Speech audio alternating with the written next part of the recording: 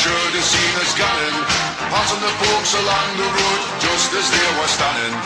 All the lads and lasses there, all with smiling faces, gunning along the Scotswood Road to see the bleeding rain.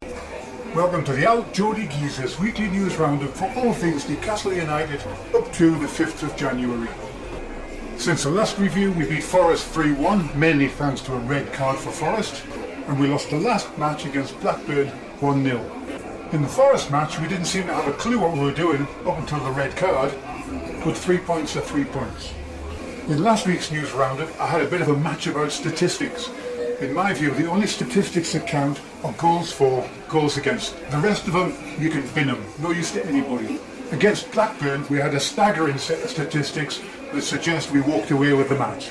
Apart from goals for, goals against. 67% possession, 25 shots, and 2 goals disallowed.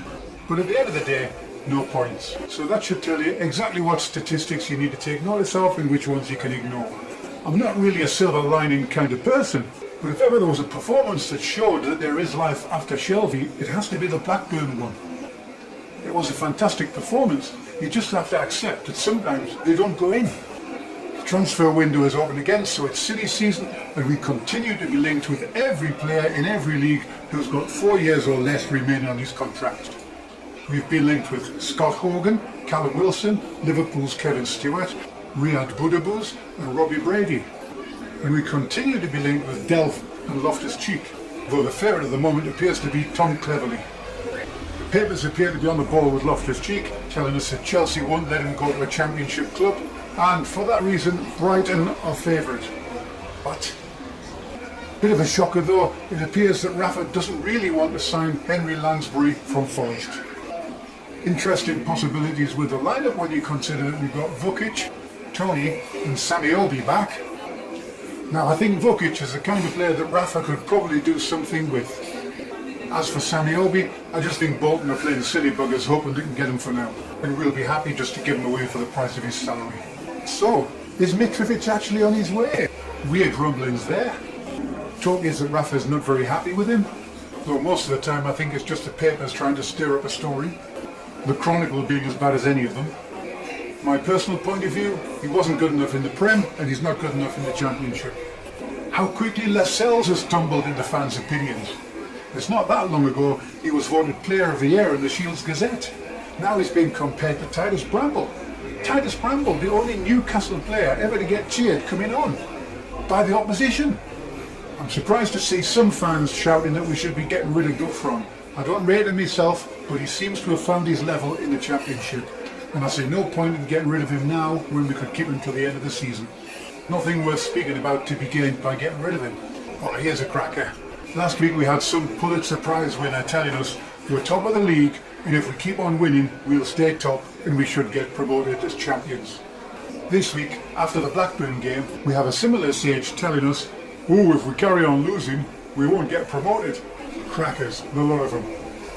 There are some people out there getting wound up because we've dropped down to second place and Brighton have taken the top spot.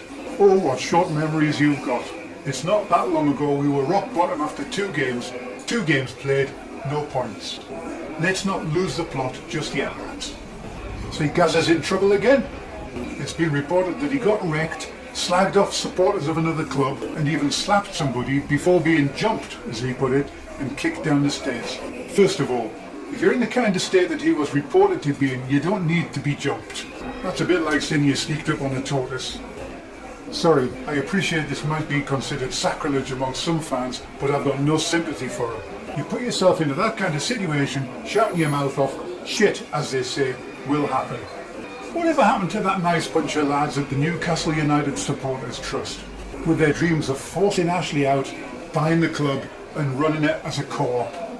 They seem to have fizzled out a bit, don't they? I'm sure they'll claim some kind of success, what with Ashley being forced into bringing Rafa in. But let's face it, you'd have to be a certain kind of mad to give them the credit for that. What amazed me about that lot is they were trying to take over a business worth hundreds of millions of pounds, yet they seem to have no commercial nous whatsoever. A bit like your typical Saturday night managers sitting around in a bar telling everybody where Rafa went wrong. Well, that's the end of this week's roundup. Hopefully by the next time we speak, we'll have 3 Premier League midfielders in and another 20-goal a season striker. I remember Shawler telling us that he thought he was a 20-a-season man. I thought he meant cigarettes. Well, from the old Geordie geezer, that's cheers and ta-la. All the lads and lasses there, all with smiling faces, gunning along the Scotswood Road. There's a